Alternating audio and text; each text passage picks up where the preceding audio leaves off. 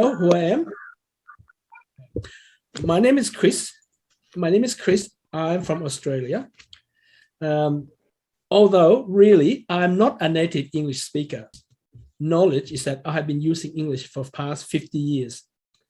So I think I'm relatively fluent in using it because I have been using it every day.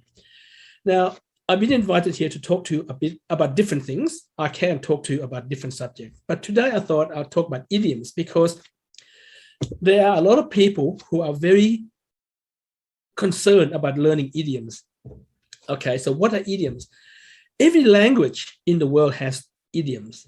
Idioms are phrases or words or description of something that has a different meaning to what it actually says. Now, I'm sure as English learners, you probably have heard of this idiom. It's very, very commonly taught in just about everywhere. Raining cats and dogs. Okay, when you think about the word raining cats and dogs, now you think about it, if you walk outside and it rains, you're not going to see cats and dogs falling from the sky, do you? Will you? So what it means that raining cats and dogs is an idiom because it has another meaning to what it actually says in literal translation. It means that it's raining really hard. Okay. So idioms are these phrases that people use all the time. And you may hear a native speaker use this, and sometimes when you hear it, you think, what do they mean? I don't understand what they just said, because you either have never heard it or you have heard it but really don't know what it means because it never been. The other one you might hear is a piece of cake. I just went to get a driving test. Oh, it was a piece of cake.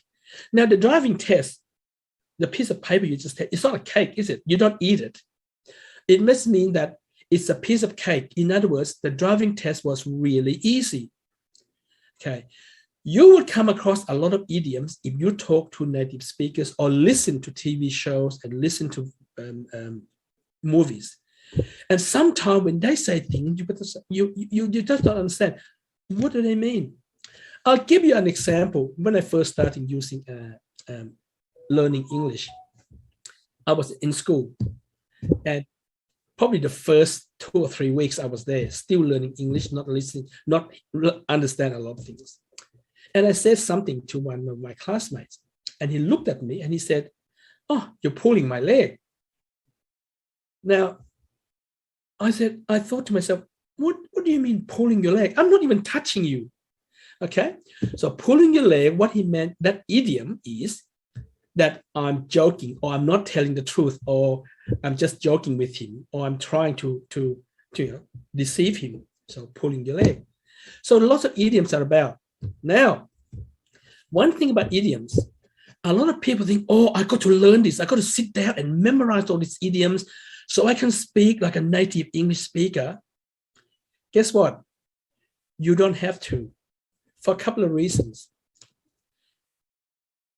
Idioms are only used for certain situations. For example, if it's raining cats and dogs, you only use it when it's raining. So you're not going to use it every day. So trying to sit down and memorize all these idioms, you might not get a chance to use it. So you will forget it anyway. But it's good to learn about idioms because at least you know them. And if you hear the native speaker use something, then you know, oh, that's what he means. Because you might have it at work, at school, you go down the street, met a foreign tourist, and they might say something, and then you might understand. There are a lot of idioms, so don't expect you would know everyone or understand everyone. Don't worry. Not using an idiom will not make you a bad speaker or a not good enough English native speaker, like be able to speak like a native speaker. It doesn't matter. But it's good to learn them because at least when you hear them, you have a chance to understand what people are talking about. So I got a couple of idioms here that I think a lot of people, some of you may have heard it, some of you might be new. Okay. You might hear something like, that costs an arm and a leg. Okay, an arm, your arm, and a leg down your bottom. Okay, you might hear it in especially maybe on TV on a movie. Oh, you bought that car. Oh, must have cost you an arm and a leg. Because your arm and your leg, they are part of your body. They're very precious. They're very expensive. So people say, oh, must cost you an arm and a leg. In other words, you might have taken your arm and your leg to sell them in exchange for that car. What it really means is, if something costs an arm and a leg, means it's very expensive. Usually talk about something you're about to buy or you just bought, and people were saying that, oh, did you pay? You must have paid a lot of money for that. It must have cost an arm and a leg. Okay, that's probably something you would hear. The other one that sometimes you might hear is spill the beans. Okay, when you spill something, like you spill a drink or food on the floor, you spill the bean. Spill the bean means you have told a secret which you shouldn't have. For example, all right, you might be planning a surprise party for one of your friends, and you organize everything, and you tell some other friends, okay, look, we're going to have a surprise party. She just graduated from university, so we're having a party. When she returns home, we're going to say surprise and have a party and congratulate her on her, graduation. But one of your friends went and tell this girl, right? Let out a secret, not to tell this girl about this party. So that means that she spilled the bean. She spilled the bean. Or very similar idiom, let the cat out of the bag. Now, the word cat out of the bag has actually an origin why people say that, but I'm not going to get into this. If you can go into Google search, you might be able to find it. But maybe one day, if I have a chance to come back, I may talk about it. But in other words, you have a bag and there's a cat inside. And when you open it, the cat jump out. So that's you let the cat out of the bag. That has the same meaning as spill the beans. You let out a secret you're not supposed to be telling. Okay? So those are the kind of things we call idioms, because literally you let the cat out of the bag. Well, nobody walks around with a cat in the bag, but it means you let out a secret. There are, as I said, there are thousands and thousands of idioms all around the world. You might hear some from the Americans, you might hear some from Australians, you might hear some from British, and they are specific to those countries. Some of the idioms you will never hear an American say because they're not part of the culture.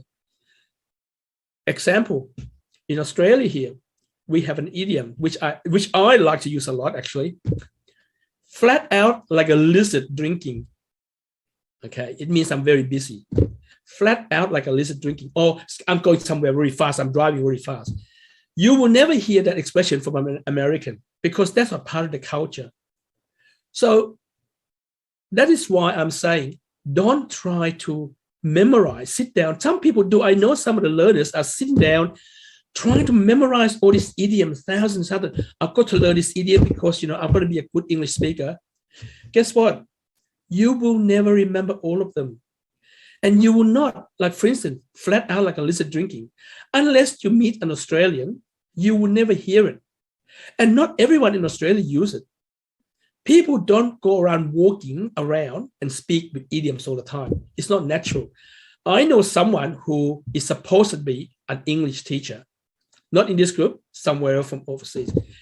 He talks every sentence as an idiom. Don't do that.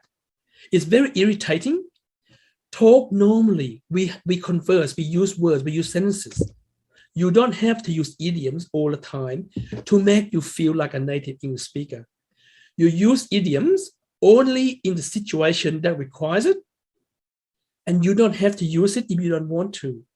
It's not going to make you a worse speaker. It's not going to make you, people not going to say, oh, you're not a good English speaker. No, but it's good to know them because when you hear native speaker use them, at least you understand what it means. All right, so 2 idioms I gave you today. Cost an arm and a leg. It means something's very expensive. Let the cat out of the bag or spill the beans means telling a secret that you're not supposed to tell. Okay, those are the two idioms and my explanation of idioms. Back to you, Ralph. Okay, Mr. Chris, we are going to have a short discussion about these idioms. So Mr. Chris from Australia has given you many idiomatic expressions, which will be really helpful for you to use them in your daily conversation. You know, idioms are really interesting. The meaning will be entirely different from the actual words. So he has introduced around 7 or 10 idioms. So here, me, Haider, please open your video. Gurudev, Gaurav, Shiva, everybody, please cooperate. So now you can discuss these idioms. If you have any question, you can raise it here. And if you would like to make a sentence with these idioms, it's okay, no problem. So first, he introduced the idiom raining cats and dogs. To rain cats and dogs means to rain heavily, heavy downpour. So, you know, before joining the Zoom class, there was raining cats and dogs. It was raining cats and dogs. It means it was raining heavily. So anybody would like to ask questions related to this? Yes, Yusuf? Can I say something before I go? Because I'm going to have a meeting. Okay. Okay. I just want to say something about the idioms. I'm not good at memorizing idioms, and I don't want to memorize them also, because there is no need to memorize something like that. You just need to use them and practice them when you are talking to people or something like that. As Chris said, you don't need to use them in order to be like knowing this English language. You just need to understand some, or when you talk to people and they say something and then you can find out, oh, that's the meaning of that. Okay, maybe I can use that also, because it's nice to use it, or you don't need to memorize them. This is the thing that I just want to tell you guys. Sometimes people, the native speakers, they use them, because for us, it's not our language. English is not our language. And they use them. And if you know them, it's fine. And if you don't know them, you can search, like, what is the meaning of the things that they are saying. But it's important also, like, maybe just you can learn, because it's part of learning, just learn in order to understand what they are saying. Because I have seen, like, when I'm in the meeting, and most of them are native speakers. Sometimes, like, they are like, I attended a meeting with an American, I attended meeting with the British, and I have worked with the American couples and British couples, and I heard them saying something and I don't understand at all. And I ask them and they tell me, and I was like, oh, it's nice to use that also. And then, just enjoy, don't be depressed or stressed that, oh, I don't know idioms and I'm not, I cannot talk to people. No, just like enjoy it. And then, like, if you want to study them, go ahead, no problem, because it will be like your advantage when you talk to them. So as I always tell my and okay, everyone, not my student only, that when you study English language, just enjoy doing it. Don't just force yourself. If you don't know idioms, it's fine. If you have time to study them, just study. Like, because it's not meaning that if you don't know them and then you are bad at English. It's not that at all. So yeah, maybe that's all that I can say. Just enjoy it, practice, and like maybe like for me, I want to know more idioms. And then I just like maybe I'm going to start like two each day or one each day in order to understand when they are talking to me in a meeting. So it's up to us, So that's all I can say. All right, Mr. Chris. Yes. Yes, I just want to repeat what Jenny just said. There's something about idioms. If you hear a native English speaker use an idiom and you don't understand, it is quite okay to ask them, I'm sorry, what do you mean? I don't understand. Too many learners are too scared. They say, oh, I better not ask because they might think I'm stupid. If you don't ask, you won't know. And they're not going to think you are stupid. They're actually going to say, oh, good. Now I can tell them, then they'll know. It is okay to ask someone to explain things to you. That's what I'm going to say. Okay, Mary, would you like to say something? Yes, and hello, Chris, and I understand your idea, and I think, and on TV or on some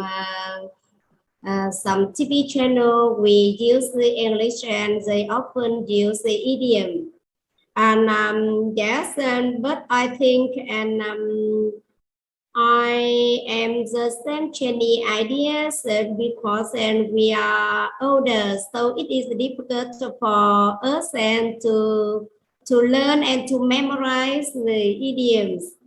Yes, but now I think and we have a plan for Zoom and each Zoom and we often have some 3 or 4 idioms for Zoom.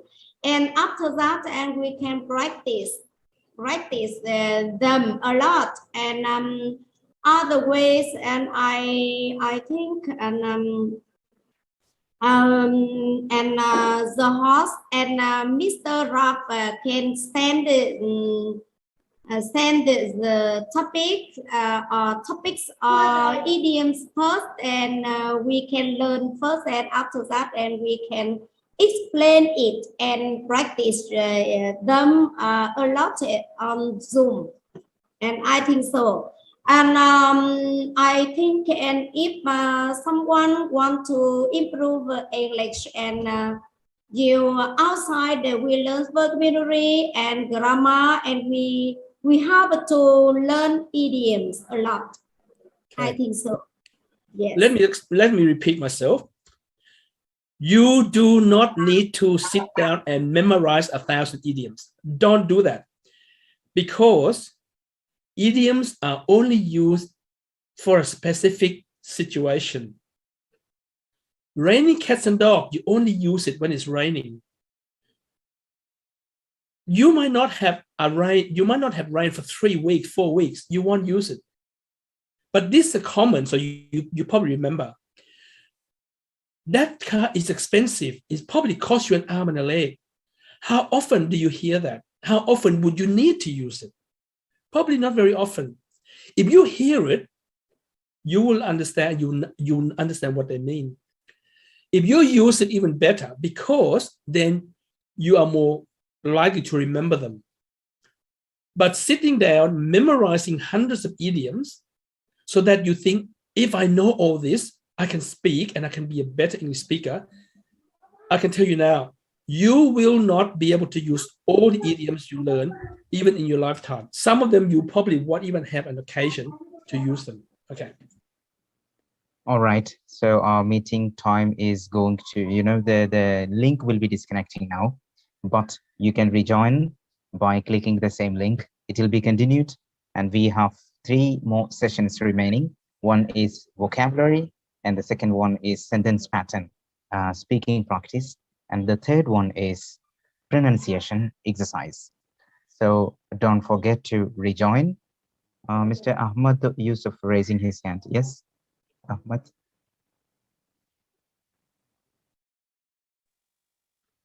Hello, good morning to you all. My name is Ahmad, and I come from Chad.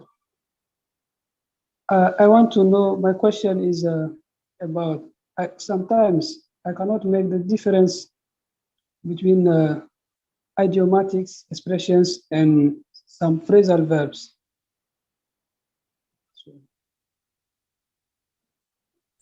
Phrasal verbs are not idioms. All right, don't confuse them. You need to go and do a Google search on the definition of what idiom is. Phrasal verbs are just normal verbs that we use every day. They're nothing special. They just have another word after them